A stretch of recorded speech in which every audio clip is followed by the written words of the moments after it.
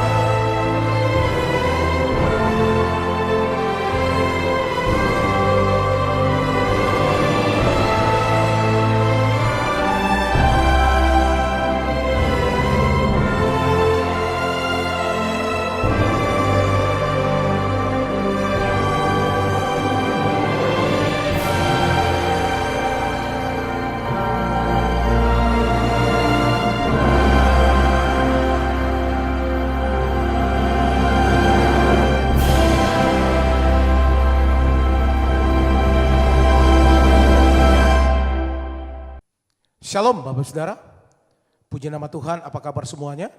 Berjumpa kembali dengan kami di hari ini di Menara Doa bersama-sama. Kami berterima kasih untuk kesetiaan Bapak Saudara yang selalu mengikuti Menara Doa bersama-sama dengan kami. Dan Bapak Saudara yang ada di Holy Spirit Room dan juga Bapak Saudara yang mengikuti secara online, mari kita siapkan hati kita datang kepada Tuhan, kita minta biarlah hari ini Tuhan melawat kita bersama-sama. Mari kita satukan hati kita akan berdoa bersama-sama Bapak Saudara. Kami datang kembali ya Tuhan. Kami berkumpul bersama-sama, kami naikkan doa kami kepada Tuhan. Biarlah ya Tuhan Engkau berkenan, Engkau memberkati kehidupan kami. Bawa kami untuk kami semakin dekat dengan Tuhan. Ketika kami berseru, kami percaya Engkau dengar seruan doa kami ya Tuhan. Engkau memberkati kehidupan umat-umat-Mu. Hari ini ya Tuhan kami minta kuasa-Mu bekerja. Kami yang sakit Tuhan Engkau sembuhkan. Lewat doa, pujian dan penyembahan. Lewat kuasa firman-Mu akan mengubahkan, menyembuhkan seluruh kehidupan kami. Pimpin menara doa kami ini ya Tuhan dari awal sampai pada akhirnya. Di dalam nama Tuhan Yesus. Haleluya. Mari kita siapkan hati kita bersama-sama Bapak Saudara. Ini doa kami ya Tuhan. Haleluya. Sebab ada Tuhan yang hidup, maka jiwaku tenang. Kasih-Nya sanggup mengubahkan segala ketakutan. Ku berseru, Yesus, Yesus, sahabatku. Ku bawa hatiku lebih menyembah-Mu.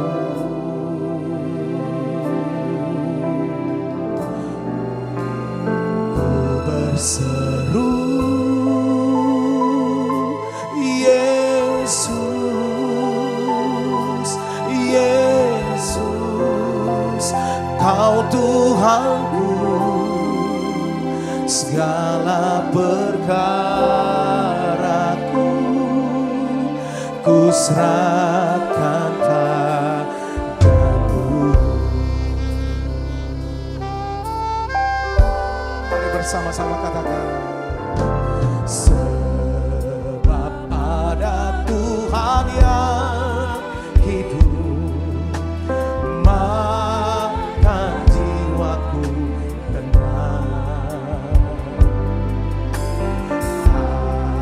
kasih-Nya sanggup mengubahkan segala ketakutan. Somebody ku berseru,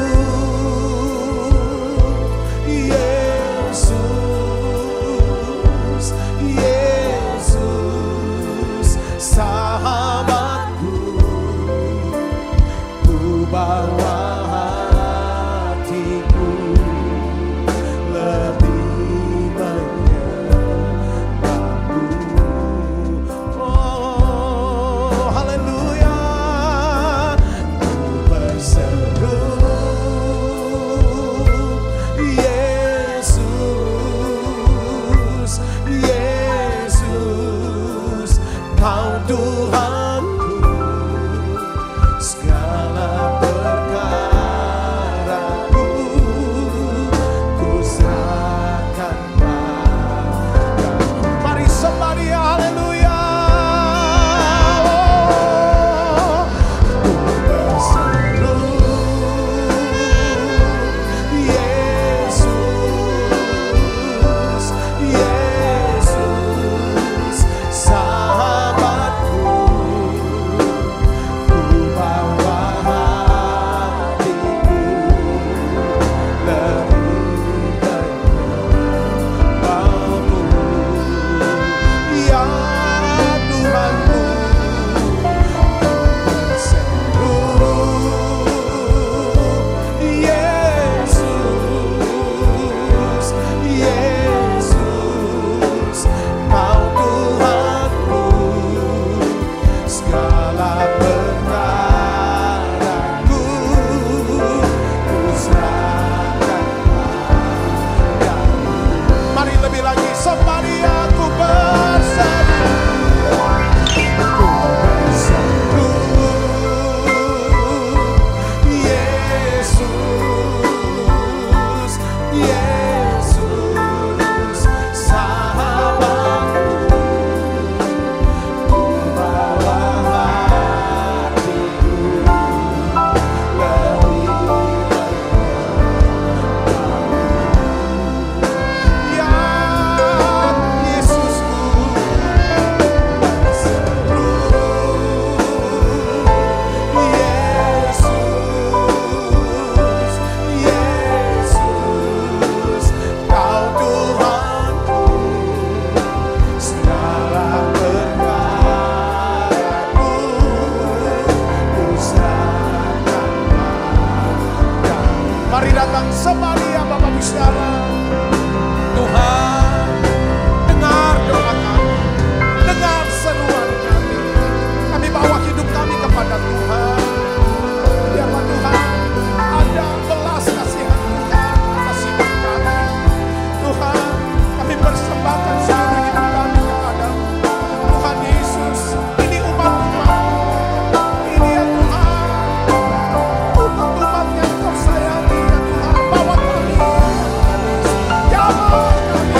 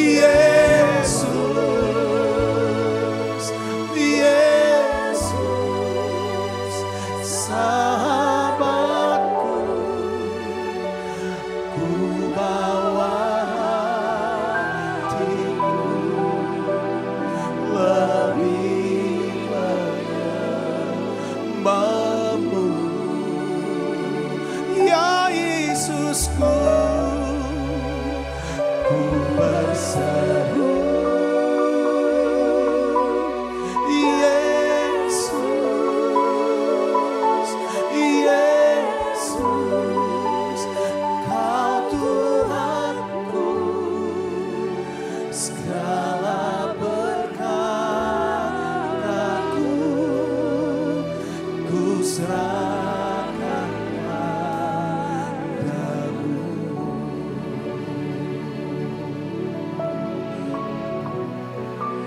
Segala perkaraku ku serahkan padamu, ya Yesus Tuhan. Segala perkaraku ku serahkan padamu.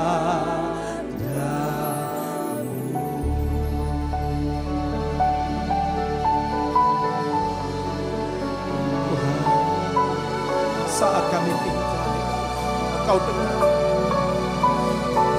Saat kami ketuk pintu, Tuhan bukakan pintu. Oh,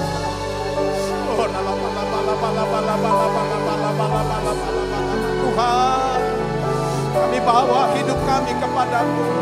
Oh ya,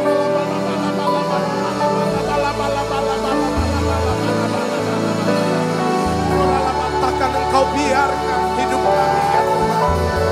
Biarlah kasih-Mu ya Tuhan menaungi umat Tuhan saat ini Tuhan. Mari Bapak bicara, bawa hidup sama Dia, bawa hidupmu sekarang. Tuhan, Engkau ada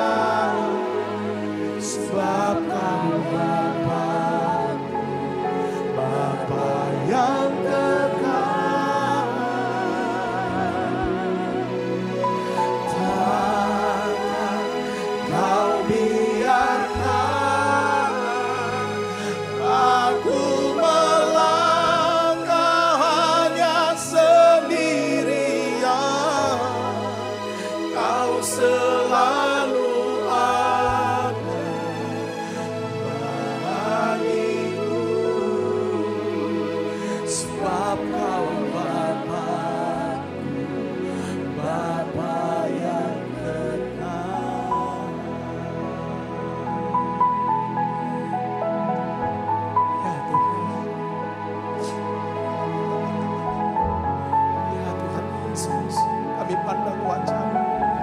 Tuhan, kami berseru ya Tuhan Yesus, pertolongan kami hanyalah dari Tuhan. Kasih Tuhan.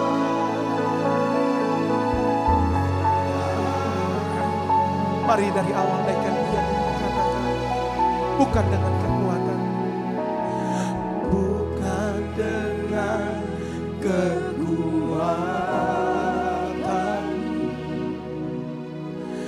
ku dapat jalani hidupku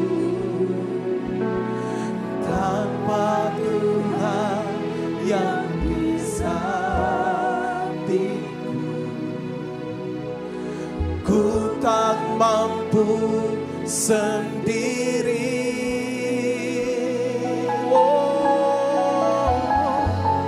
Engkaulah kuatku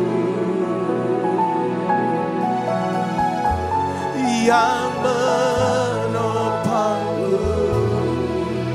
Ku pandang wajah-Mu dan berseru,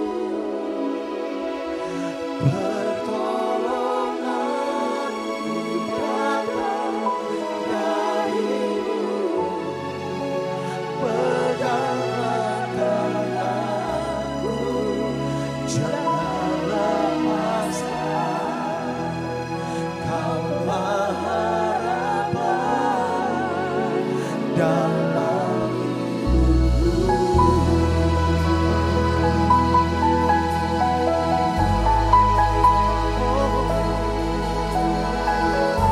Ini doa kami Tuhan. Mari dengan iman naikkan pujian ini bersama-sama, katakan haleluya. Bukan dengan kekuatanku ku dapat jalani hidupku tanpa Tuhan yang di sampingku. Ku tak mampu sendiri.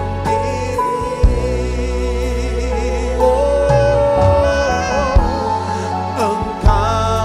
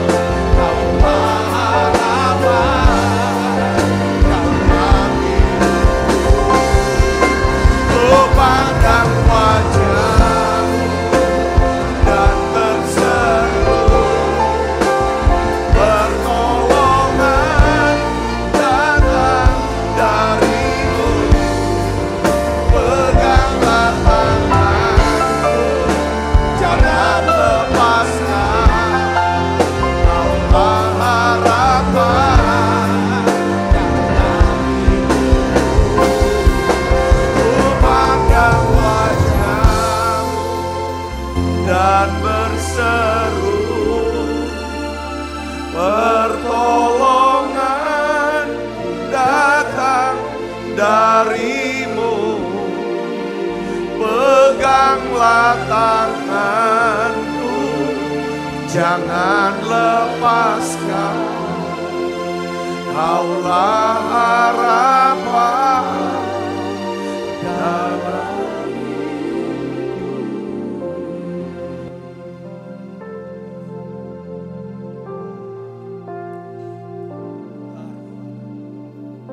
Tuhan Yesus.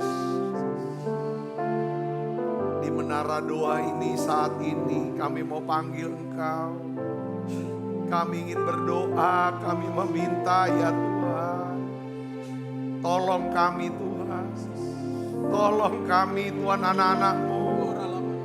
Dengarkan kami ya Tuhan. Tuhan tahu keadaan anak-anak-Mu. Tuhan lihat ya Tuhan hati kami. Kami percaya bagi Allah tidak ada yang mustahil. Allahku akan mencukupi segala kebutuhan menurut kekayaan dan kemuliaan dalam Yesus. Tuhan Yesus, kami percaya. Kami percaya ya Tuhan. Segala perkara dapat kutanggung dalam Dia yang memberi kekuatan padaku.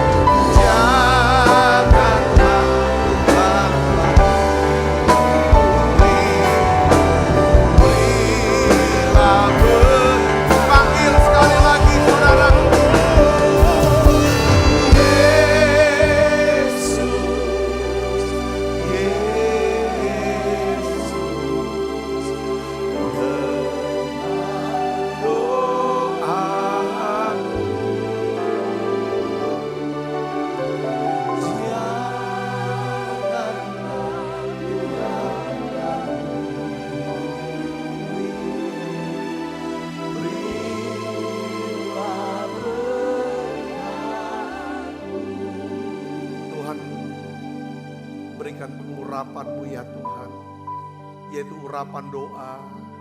Permudah setiap kali kami masuk hadirat-Mu Tuhan. Permudah setiap kami masuk hadirat-Mu. Beri hati kami ya Tuhan, penuh dengan nyanyian, pujian, doa, penyembahan. Berikan kerinduan ya Tuhan. Tuhan tarik kami ke dalam mahligai-mahligai-Mu. Permudah kami semua masuk hadirat-Mu.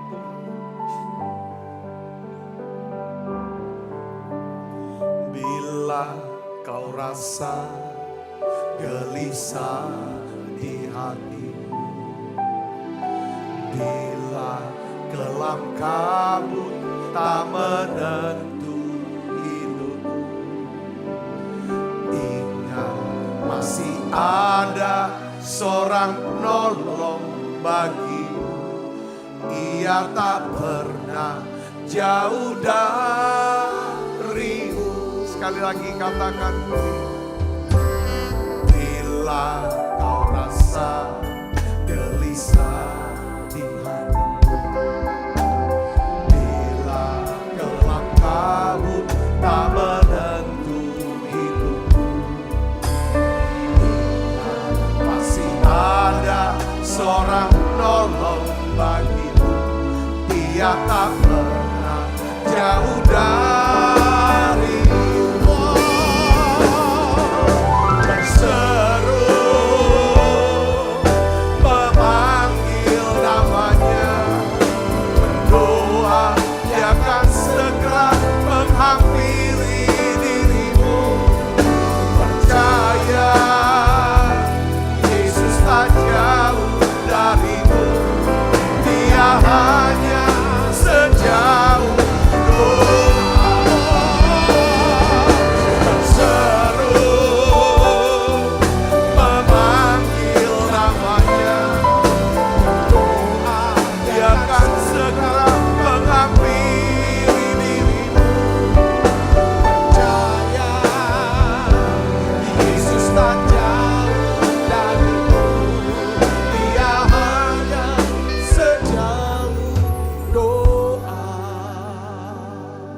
Terima kasih ya Tuhan. Kami percaya Engkau tidak jauh dari kami. Kalau kami berdoa ya Tuhan, kami merasakan ya Tuhan kedekatan dengan-Mu ya Tuhan. Bahwa kami makin dekat dengan Tuhan. Bahwa kami bisa kenal Tuhan. Makasih Yesus. Urapi hamba-Mu untuk dapat ya Tuhan mengurai ya Tuhan satu pewahyuan tentang doa. Makna rohani dan profetiknya ya Tuhan. Aku berdoa Tuhan biarlah lewat firman-Mu ini memberikan kami dorongan, semangat untuk kami makin suka berdoa. Makin bergantung sama Tuhan, mempercayai Tuhan. Dan kami bisa jadikan doa, ya Tuhan sebagai ya Tuhan cara, alat ya Tuhan untuk kami bisa menabur benih bagi kehidupan kami ya Tuhan. Terima kasih, urapi hamba-Mu ini Tuhan. Dalam nama Yesus, semua kita yang siap menerima firman hati gembira, sama-sama katakan amin. Tang yang meriah saudara, silakan kembali ibu bapak. Shalom saudara. Pewahyuan tentang doa, saudara, ya makna rohani dan profetiknya. Dalam Alkitab, saudara, doa itu bukan cuma sekedar rutinitas ya, rutinitas, ritual keagamaan. Wah, udah doa belum? Udah doa, ngucap kata-kata tertentu, saudara. Tapi dalam Alkitab itu doa ini ada makna rohani dan profetik yang sangat mendalam. Nah, ada 3 kata yang Yesus sendiri mengajar tentang doa. Banyak sekali Yesus dalam khotbah di bukit saudara. Ya, Matius pasal 6 Yesus ngajar tentang doa. Matius pasal 7 khotbah lagi tentang doa. Saudara, jadi doa ini sebenarnya satu boleh dikata seperti bagaimana kita bisa mendapatkan seperti bernafas. Nafas kan kita membutuhkan oksigen ya kan supaya darah kita bisa lancar yang saudara bekerja ke organ-organ tubuh kita yang lain, saudara. Jadi kita sehat.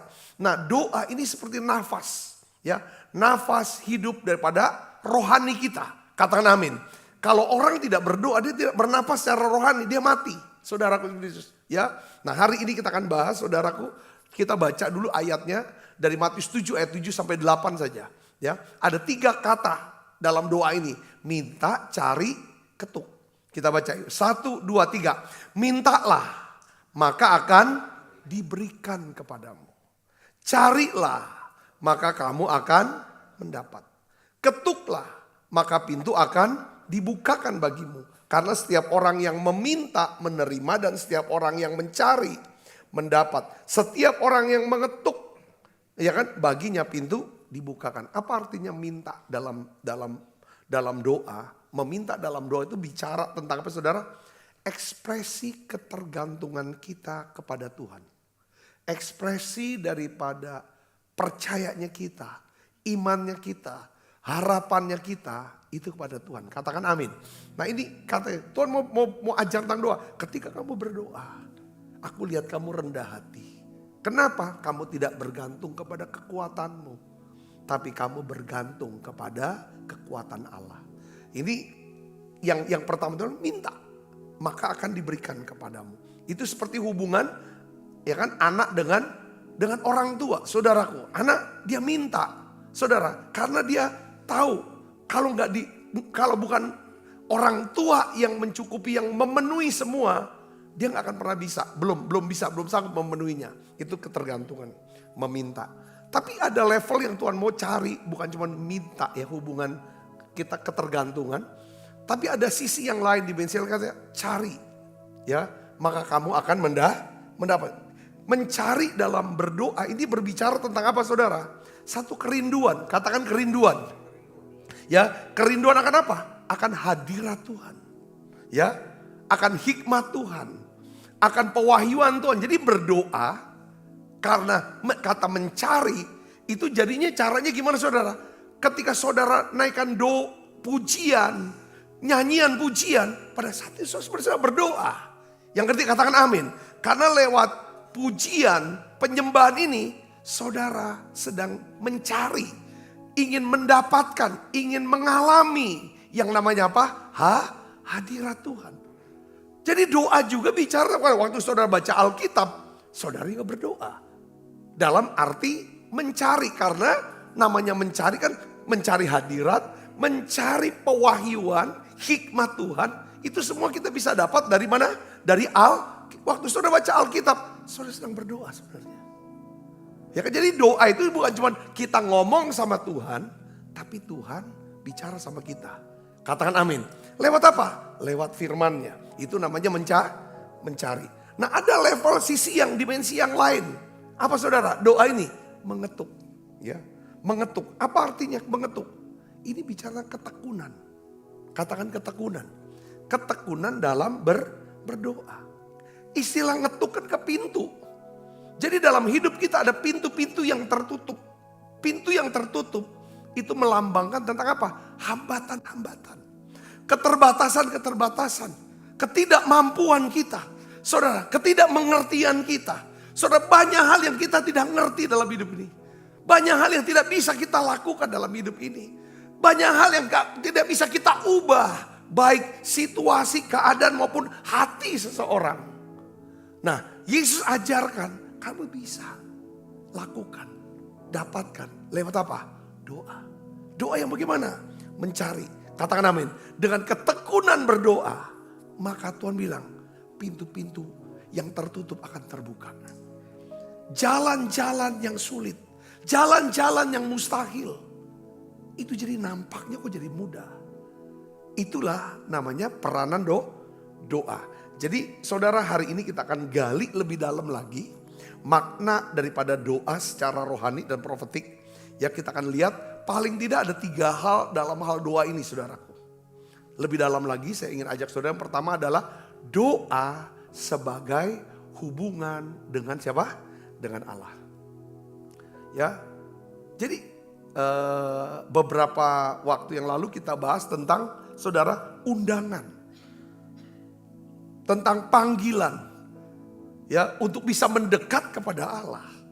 Seseorang itu perlu diundang. Perlu dipanggil. Saudara, ketika dia dapat panggilan Allah untuk mendekat, saudara, lalu dia merespon, menanggapi panggilan itu, ya kan, dengan doa, ya kan, maka dia bisa dekat dengan dia. Tuhan, katakan amin. Jadi, ya kan, kita bahas, ya, kemarin, Mazmur 65 ayat 5. Berbahagialah orang yang engkau pilih, ya kan, engkau pilih. Untuk apa? Untuk mendekat ke dalam pelataranmu. Jadi, saudara, ketika Tuhan pilih kita, Tuhan undang kita, Tuhan panggil kita meresponnya dengan apa, saudara? Dengan berdoa. Nah, makanya saudaraku, kalau kita baca di dalam Matius 6 ayat 6, salah satu upah dari seorang yang suka berdoa adalah apa, saudara? Kedekatan, keakraban dengan Tuhan. Katakan amin. Ya, ini kita baca saudara, Matius 6 ayat 6. Kita baca 1, 2, 3. Tetapi jika engkau berdoa, masuklah ke dalam kamarmu. Tutuplah pintumu. Berdoalah kepada Bapakmu yang ada di tempat tersembunyi. Maka Bapakmu yang melihat yang tersembunyi akan apa? Membalasnya kepadamu. Membalas, memberikan upah. Upahnya apa sih doa? Saya dulu bayangin, kalau aku doa, upahnya adalah kalau aku minta sembuh, aku akan sembuh. Kalau aku minta supaya dapat pekerjaan, aku dapat pekerjaan. Aku gak ada uang, iya. Tetapi sebenarnya yang dimaksud di sini adalah kedekatan dengan Tuhan. Katakan amin. Ini bicara, makanya doa adalah hubungan pribadi antara kita dengan Bapa yang di surga. Nah, saya ingin jelaskan, saudara pernah gak tergelitik dengan kata tutuplah pintu? Kalau kamu berdoa, ya, kamu harus masuk ke dalam kamarmu dan tutup pintu. Kenapa enggak doa aja seperti kayak orang-orang Yahudi sampai hari ini? Orang Yahudi kalau doa, saudara tahu enggak? Kalau saudara mau pergi ke Israel aja, transit ke satu kota tertentu yang dimana saudara nantinya pesawat Israel akan pergi ke Tel Aviv misalnya, saudara. Dulu misalnya kami pernah misalnya ke Ankara, yang Turki, atau pernah dulu ke Jerman segala macam. Itu biasanya kalau jam sore orang Yahudi itu di airport, saudara. Ya saudara, mereka tuh pakai ini, dia sembahyang gitu-gitu. Nah, Itu udah biasa di mana-mana, di jalan-jalan segala macam, saudaraku. Ya kan? Nah Tuhan jadi zaman Yesus udah dilakukan itu sampai sekarang sebenarnya. Jadi gak heran mereka bisa dimanapun dia bisa sembahyang gitu di depan-depan umum. Tapi itu ada acara begini, ya kan? Itu tuh gak salah sembahyang atau berdoa dimanapun juga boleh. Tapi Tuhan apa maknanya? Masuk kamar, tutup pintu. Tuhan mau ngomong gini, doa itu kan hubungan pribadi. Saudara, makanya dipakai kata mengenal, keintiman, ginosko, dari kata ginekolog, itu ada rahim. Jadi hubungan dengan Tuhan, itu akan menghasilkan apa? Buah, ada pembuahan. Itu hati. Doa kita tuh harus dari hati kita ke hati Tuhan. Hati itu dalam bahasa Ibrani itu rahim. Jadi makanya kan doa itu harus masuk seperti kayak seorang suami dan istri hubungan. Itu pintu yang tertutup. Lalu menghasilkan saudaraku buah-buah, beranak cucu. Itu pengertiannya. Jadi kesimpulannya apa saudara? Kalau secara makna rohani saya nangkap begini, tutup pintu. Kalau saudara doa, kalau saudara sedang ibadah sama Tuhan, saudara terus ambil keputusan untuk memisahkan diri. Menyingkirkan segala gangguan. Supaya saudara bisa fokus, konsentrasi, sehingga bisa mudah masuk hadirat Tuhan. Itu dulu yang penting. Katakan amin saudaraku. Kalau belum sampai, ya kan, kalau kita doa, kita ibadah, ya kan, kita masih terdistract, masih terganggu dengan banyak hal.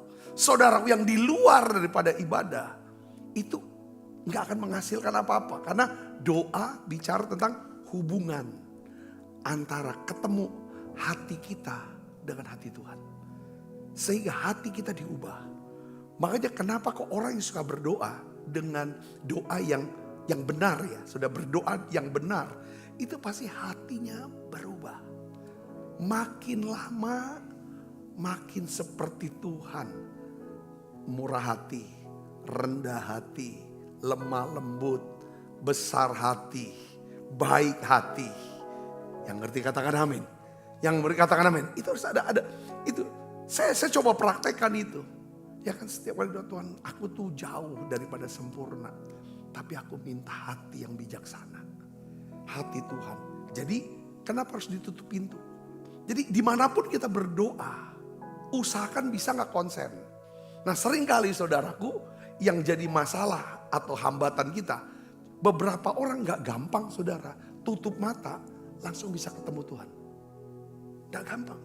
Kalau tutup mata langsung yang dia lihat hal-hal yang lain-lain. Beberapa hal yang negatif. Beberapa hal-hal yang kayaknya aduh ini najis gak bagus. Dan lain sebagainya.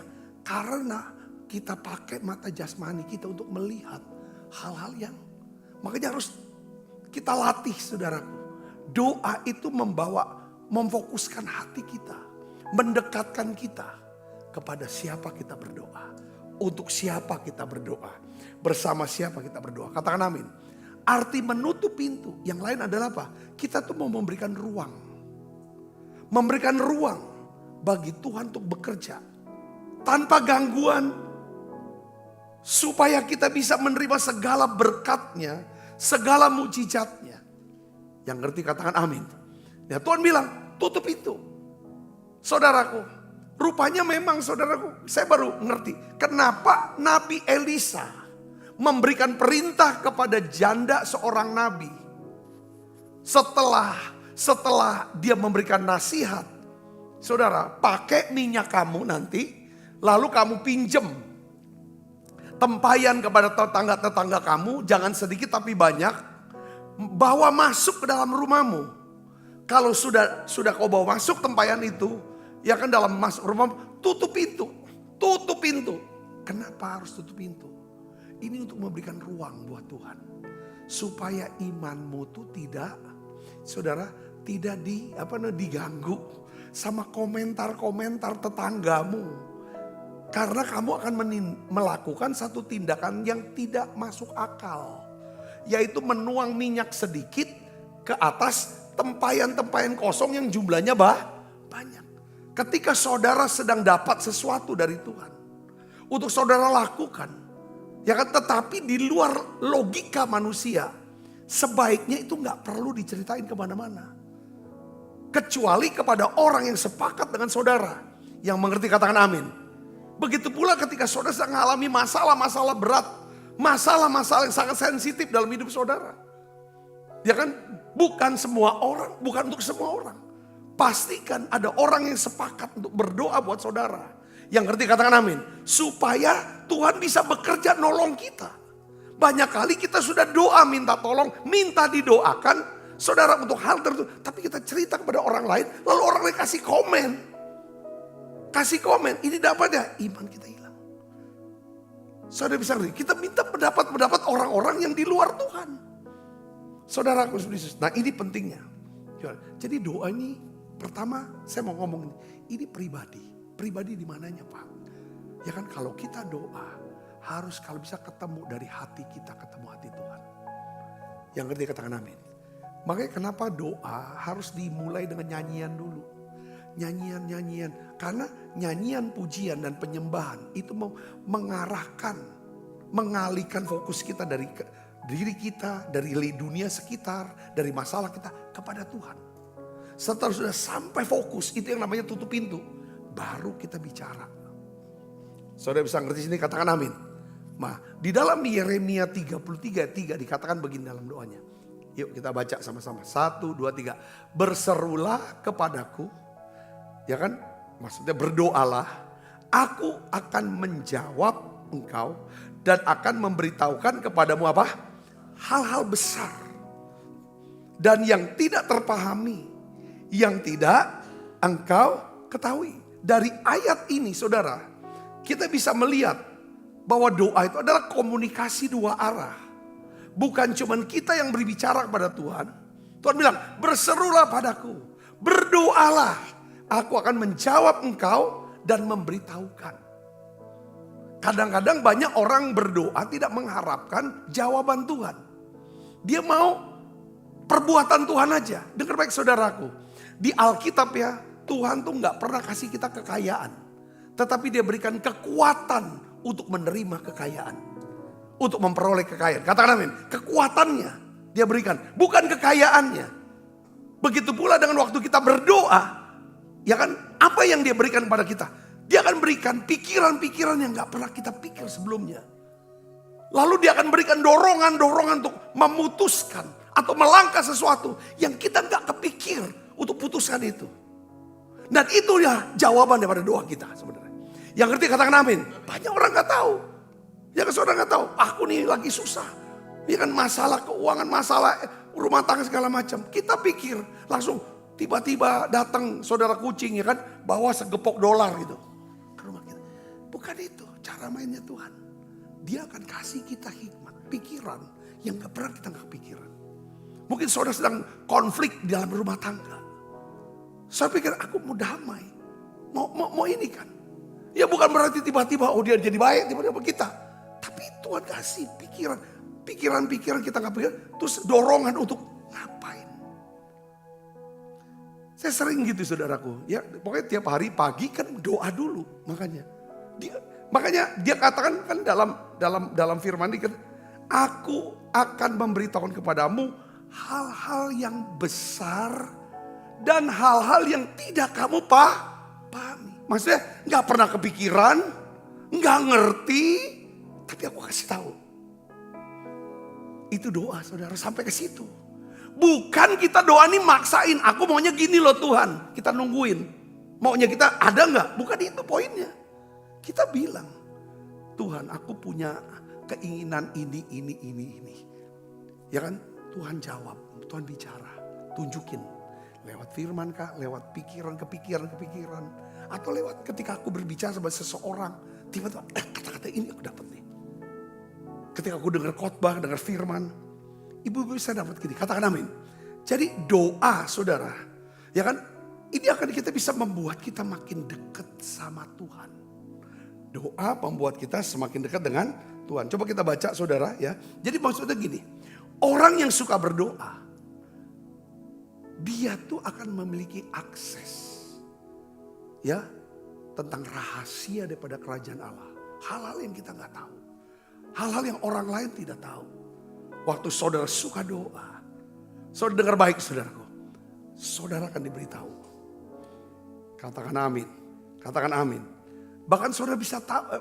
Tuhan akan tuntun nih. Untuk kedepannya nih gimana. Kita baca Yohanes 16 ayat 13 saudara. Tetapi apabila ia datang. Yaitu roh kebenaran. Ini roh kudus.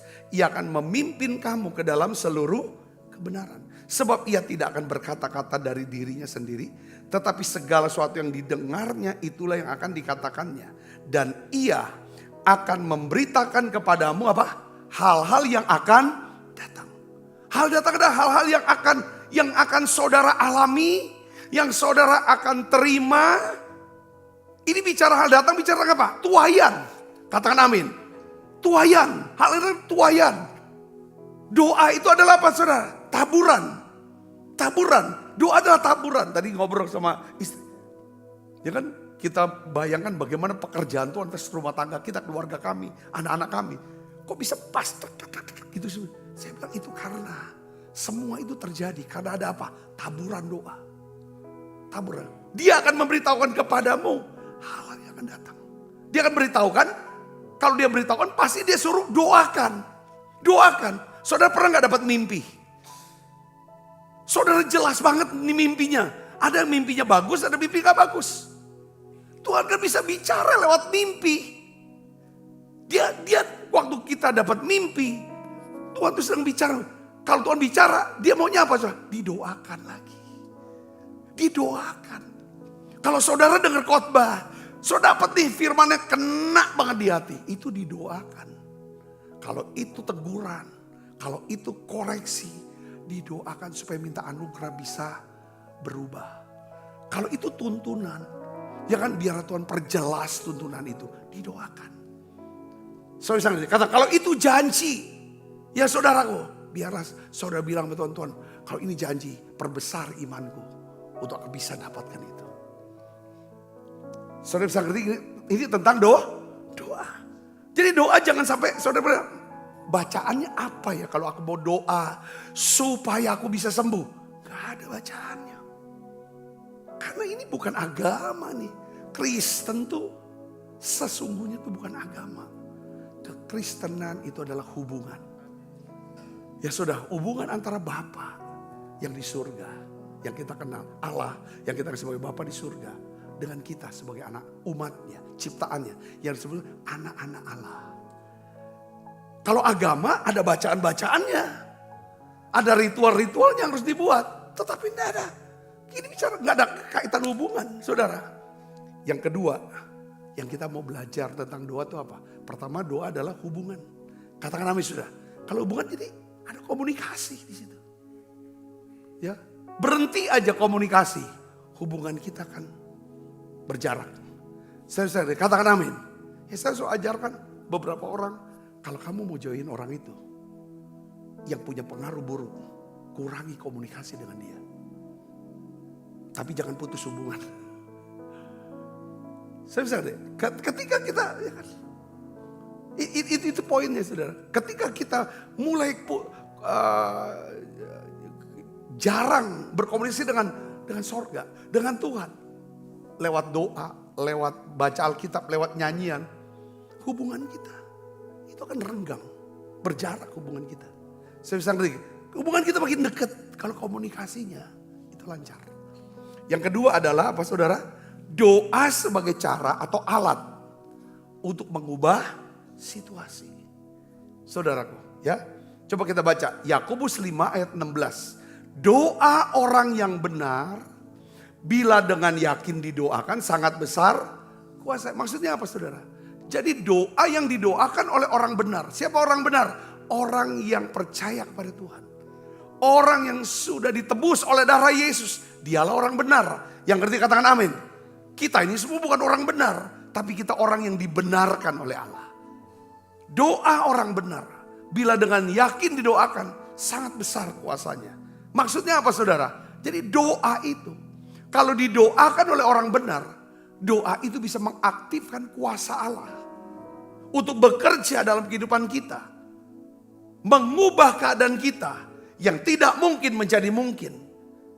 Ya, karena di dalam doa itulah, waktu kita berdoa itulah Allah turut bekerja. Katakan amin. Simple banget saudaraku. Saya tuh percaya benar dengan Tuhan. Caranya saya percaya adalah apapun saya doakan, apapun saya omongin sama Tuhan. Siapapun saya omongin sama Tuhan. Apapun saya omongin, keadaan apapun. Saudaraku, yang ngerti katakan amin. Ini kita harus belajar ke sana sini. Saudaraku, ya. Jadi doa itu bisa mengubah keadaan apapun. Sakit, sembuh.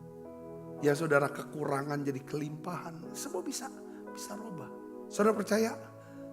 Ya Tuhan sanggup, tidak ada mustahil buat Tuhan. Amin. Kita baca coba Matius 9. Saya lompatin 27, 29 dan 30 kita baca. 28 ya kita baca Matius 9 ayat 27. 1, 2, 3. Ketika Yesus meneruskan perjalanannya dari sana, 2 orang buta mengikutinya sambil berseru-seru dan berkata, maksudnya mereka tuh berdoa.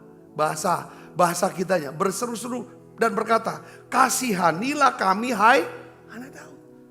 Kadang-kadang doa tuh gak usah bertele-tele panjang, ini puter sana puter sini. To the point. Hati ke hati ngomongnya. Saudaraku, saya sangat katakan amin. Ya, dia kata, kasihanilah kami hai anak Daud. Lalu Yesus menjamah mata mereka sambil berkata apa saudara? Jadilah kepadamu menurut imanmu. Lalu ayat 30 katakan apa? Maka meleklah mata. Jadi doa bisa mengubah keadaan kita. Saudara, selain doa bisa mengubah keadaan, saudara, doa juga berkuasa untuk mengubah hati seseorang. Doa bisa mengubah hati seorang. Saudara percaya, katakan amin. Kita gak bisa ubah hati orang. Tapi Tuhan lewat doa-doa kita Tuhan bisa bekerja mengubah hati orang. Saya sering saudara doain orang yang punya niat jahat sama kita. Saudara, saya sering doakan. Wah, dia punya niat jahat nih. Dia punya rencana yang gak bagus. Udah bulet kok dia. Sudah ngomong kemana-mana kok rencananya cak ini. Saudara, lalu kita diskusi sama istri. Makanya apabila dua orang di antaramu di dunia yang sepakat. Tuhan mau ngomong itu suami istri. Orang tua anak, dua pihak. Berdoa, minta. Kami doakan orang itu. Kami doakan orang itu. Saudara, ini bukan tentang saya, bukan tentang istri, bukan tentang keluarga kita. Ini tentang seseorang yang keluarga ini, saudara, tentang keluarga ini. Yang ada pihak, ya kan, ingin punya ini kan. Ya itu betul. Kita doa. Saya melihat itu betul Tuhan ubah dari niat jahat. Saya bilang datang bawain ke gereja. Bawa dia ke gereja. Di gereja saudaraku. Saya lihat, ya kan, wah dilawat dia nangis terus. Kita suruh istrinya, kau bawa nangis tuh, dilawat dia. Kita ajak makan, masih juga. Ini kan, mau masih mencetak. Sampai singkat kata sudah Tuhan terus tuntun, berikan nikmat. 1-2 orang Tuhan pakai, siapapun. Akhirnya saudara terakhir ketemu, diambil keputusan, ya saya pulang. Lalu ketemu saya di gereja hari Minggu. Dia bilang, Pak Sabta, Pak Pendeta, saya ucapkan banyak terima kasih. Dia bilang, saya pamit pulang, saya titip istri dan anak-anak saya. Dia bilang, saya sungguh, dia ceritalah, dia ngalami Tuhan di sini. Jadi saya percaya benar. Ini kejadian yang terakhir. Karena untuk mengubah hati orang tuh nggak gampang. Dan saya juga melihat orang bilang ini, oh kalau ketemu dia, kamu tuh kalau urusan sama dia, orangnya wah keras ini. Sebutin. Saya doain. Pas ketemu saya, urusan sama saya, baik bener, mudah banget. Di situ saya percaya tentang doa. Doa bisa mengubah situasi keadaan dan doa bisa mengubah hati orang, hati manusia. Katakan amin saudaraku. Ya, amin. Supaya mereka bisa hidup, bisa selaras keputusannya dengan kehendak Tuhan. Katakan amin. Apa dasar firmannya? Amsal 21 ayat 1. Ini dasar firmannya. Ya. Hati raja seperti batang air. Di dalam tangan Tuhan dialirkannya kemana ia ingini. Saudara, hati raja seperti batang air. Saudara batang air kan? Batang air. Dia mau alirkan kemana nih? Ke kanan, ke kiri, kemana? Saudara, itu ada seperti tangan Tuhan. Hati raja. Raja itu siapa sih? Seorang yang perkataannya berkuasa. Yang memiliki kekuatan, kekuasaan, kekayaan segala macam. Tapi dengar baik, Tuhan bilang, siapapun yang paling hebat berkuasa. Saudara, hatinya itu ada di tangan Tuhan. Itu bisa rubah dia. Saudara ini katakan amin, saudara. Dialirkan. Dia bicara air bicara selalu kehidupan ya. Ya kan kadang-kadang ada orang-orang yang ngunci, nutup segala macam. Saudaraku, saudara kalau orang suka doa, saudara bilang nggak ada yang mustahil ya buat Tuhan. Nggak ada yang sulit buat Tuhan. Oleh karena itu, karena doa ini bicara tentang ketemunya hati kita dengan hati Tuhan. Selalu dikatakan jaga hatimu dengan segala kekecewaan, ketersinggungan. Kalau kamu bisa jaga, dari hatimu akan keluar apa? Kehidupan. Saudara dikatakan amin. Kenapa kita stres? Kita bingung, hidup dalam ketakutan. Karena hati kita gak jaga. Ketika hati kita berjarak sama Tuhan, saudara, pada saat itulah iblis akan taruh kebingungan, kekhawatiran, takut, stres, kemarahan, kebencian. Itu jauh. Tapi kalau saudara mulai, Tuhan aku butuh anugerah-Mu, kasih karunia-Mu, kuasa darah-Mu. Saudara akan nempel sama Tuhan. Firman kata, kalau kita dekat, hati kita melekat sama Tuhan, kita akan tenang. Katakan amin. Nah itu jadi doa. Yang terakhir saudara, ya. Doa itu sebagai senjata peperangan roh. Kalau saudara, pertama kan hubungan sama Tuhan.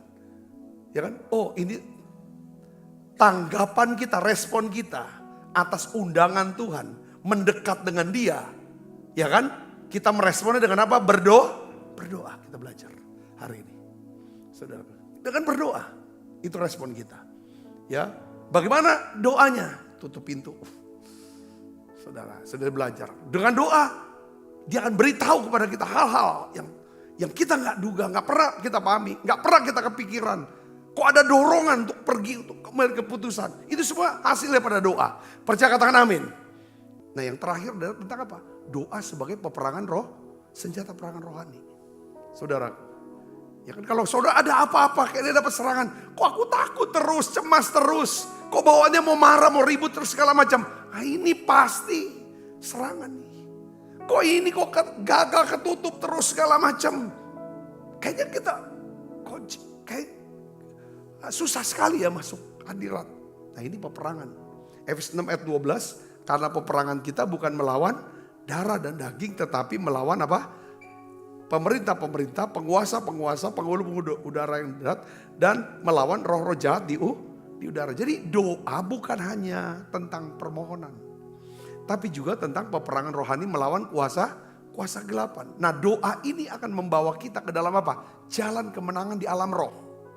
Bahkan sebelum kita lihatnya di dalam alam jasmani. Jadi doa tuh kadang-kadang mengkonfirmasi gini.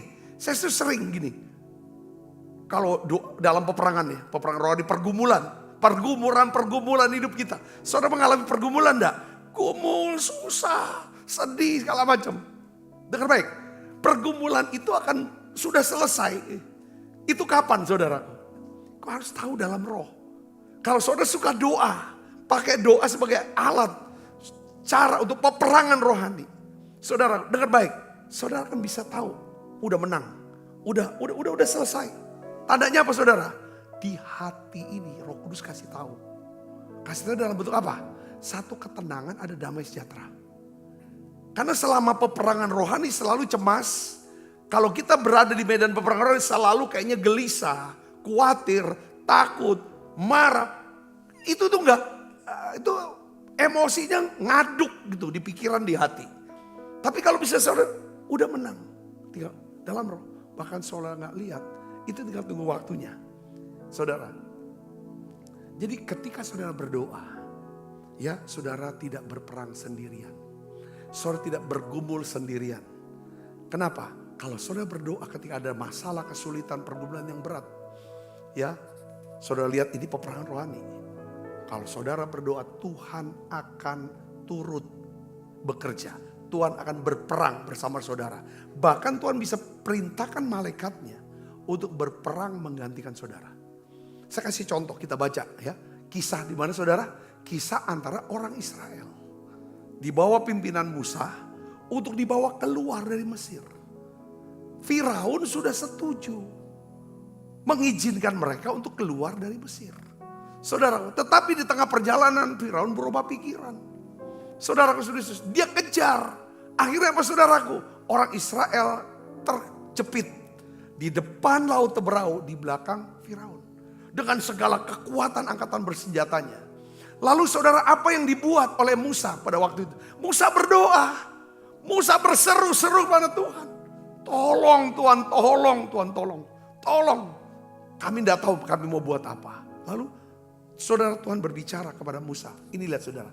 Ya, Keluaran 14 ayat 15 sampai 22 kita baca sama-sama yuk. 1, 2, 3. Berfirmanlah Tuhan kepada Musa. Mengapakah engkau berseru-seru demikian kepadaku? Ini maksudnya berdoa.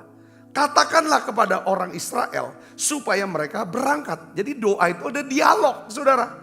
Komunikasi antara Tuhan dengan, dan engkau angkatlah tongkatmu.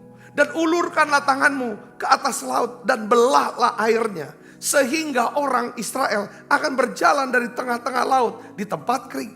Kalau Tuhan beritahu, pasti hal-hal yang besar. Hal-hal yang tidak kita pahami. Kenapa? Yang gak pernah. Mungkin Musa, orang Israel, ya kan, melihat ada laut bisa kering. Tapi Tuhan suruh angkat tongkat, nanti lautnya kering. Itu jadi jalan raya buat bangsa Israel. Itulah Tuhan kita. Katakan amin saudara. Makanya kita harus melatih ya. Gak gampang untuk langsung membantah. Berargumen. Saudara, mendebat apapun kita mau debat. Saudaraku, coba belajar dengar. Mengerti. Ayat 17 kita baca. 1, 2, 3. Tetapi sungguh aku akan mengeraskan hati orang Mesir. Jadi Tuhan tuh bisa lembutin hati. Bisa keraskan hati. Kenapa Tuhan harus keraskan hati Firaun? Karena Tuhan ingin nyatakan kemuliaannya. Kadang-kadang kita juga heran. Ada satu orang, ini jahat banget sama kita. Kita udah doa Tuhan biarlah dia ini. Tapi makin jahat, makin jahat, makin jahat. Tuhan akan bikin seperti itu saudaraku. Dia makin gak berubah. Karena Tuhan menghukum dia. Sering-sering katakan nama saudara. Ya kan, untuk nyatain. Tuhan mau hukum dia, mau singkirkan dia. Mau kasih tahu. Ya kan. Nah itu kadang-kadang kan seperti itu. Kita kan doa, biar dia tobatlah, tobat. Supaya dia ini, kok gak tobat-tobat. Nah ini, aku akan mengeraskan hati orang Mesir. Sehingga mereka menyusul orang Israel. Dan terhadap Firaun dan seluruh pasukannya. Keretanya, orangnya yang gak apa-apa. Aku kerasin supaya dia terus nyusul gitu. Terus lagi saudara, dia kan ayat 18. Maka orang Mesir akan mengetahui. Bahwa akulah Tuhan. Ya kan, apabila aku memperlihatkan kemuliaanku terhadap Firaun, keretanya dan orangnya yang Bagaimana cara menyatakan kemuliaannya saudara? Tuhan keringkan laut Teberau. Buat umat Tuhan, laut Teberau yang dikeringkan itu jadi apa? Jadi jalan raya. Tapi buat Firaun, orang Mesir dan semua kuda-kudanya jadi apa? Kuburan. Itu saudara Kristus. Makanya Tuhan kerasin hatinya. Dia lihat lagi ayat 19. Kemudian bergeraklah malaikat Allah. Ketika kita berdoa, saudara, dalam peperangan dalam pergumulan hidup kita saudara, dengar baik. Tuhan ikut berperang, plus dia perintahkan malaikatnya berperang bersama dengan kita. Katakan amin. Yang tadinya berjalan di depan tentara Israel, ya, lalu berjalan di belakang mereka. Dan tiang awan itu bergerak dari depan mereka lalu berdiri di belakang. Itu seperti kayak wuss. Wih dahsyat ini. Ya sudah, keajaiban. Ayat 20, demikianlah tiang itu berdiri di antara tentara orang Mesir dan tentara orang. Sebab Israel kan bukan tentara, tapi ini tentara Allah. Dibilang sama Tuhan ditulisnya tentara. Berarti orang yang ketakutan sebenarnya. Gak pernah terlatih. Ya, Ini dahsyat. Dan oleh karena awan itu menimbulkan kegelapan, maka malam itu lewat. Sehingga yang satu tidak dapat mendekati yang lain malaman. Jadi gak bisa orang Mesir. Ayat 21, lalu Musa mengulurkan tangannya ke atas laut. Dan semalam-malaman itu Tuhan menguakkan air laut dengan perantaraan angin timur yang keras. Membuat laut itu menjadi apa? Tanah kering. Maka terbelahlah air itu. Demikianlah orang Israel berjalan dari tengah-tengah laut di tempat kering. Sedang di kiri dan kanan mereka air itu sebagai tembok bagi. Kalau saudara baca lanjutannya saudara. Apa yang terjadi setelah semua orang Israel selesai nyebrang. Tentara Firaun diizinkan Tuhan untuk kejar. Pas mereka sudah kumpul di laut tanah yang kering itu.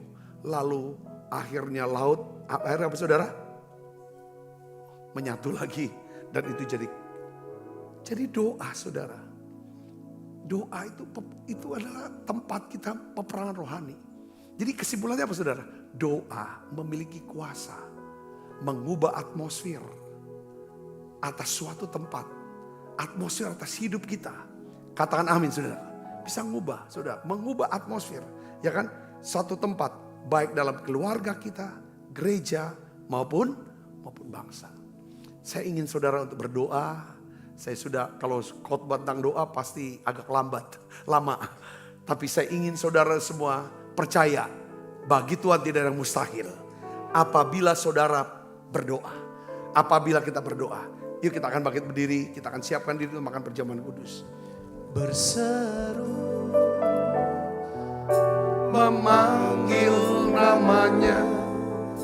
Berdoa. Dia akan segera menghampiri dirimu. Percaya Yesus tak jauh darimu. Dia hanya sejauh doa. Sebab apa yang telah kuteruskan kepadamu telah aku terima dari Tuhan. Yaitu bahwa Tuhan Yesus pada malam waktu diserahkan mengambil roti. Dan sudah itu yang mengucap syukur atasnya. Ia memecah-mecahkan dan berkata, inilah tubuhku yang diserahkan bagi kamu, perbuatlah ini menjadi peringatan anak-anakku. Saudaraku, bukankah roti tangan kita ada persoalan kita dengan tubuh Kristus? Mari kita makan dalam nama Yesus.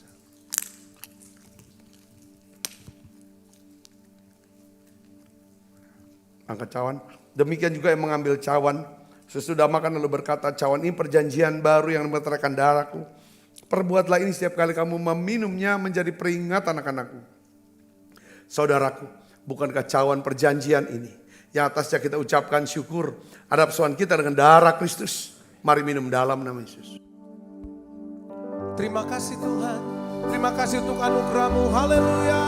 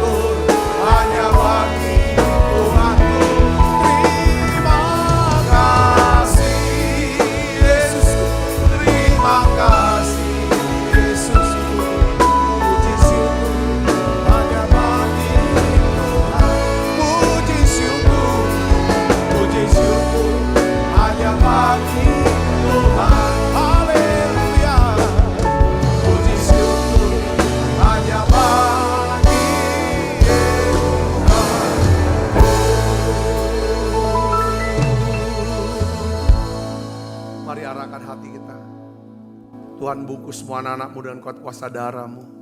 Malaikat Tuhan berpasukan mengalangkah hidup kami semua. Limpah rahmat rezeki Tuhan berikan. Kesehatan, kekuatan menjadi bagian kami. Tuhan memberkati setiap anak-anak-Mu yang menabur. Yang mendukung pelayanan daripada menara doa ini Tuhan. Kau berkati mereka berlipat kali ganda. Kekasih Kristus terimalah berkat yang berlimpah-limpah daripada Allah Bapa. Di dalam anaknya yang Tuhan kita Yesus Kristus. Persuan yang manis para Roh Kudus menyertai kita semua mulai saat ini sampai Yesus datang menciptakan permain dan sampai selama-lamanya. Semoga kita yang percaya dan berkati sama-sama katakan amin. Tuhan berkati saudara semuanya.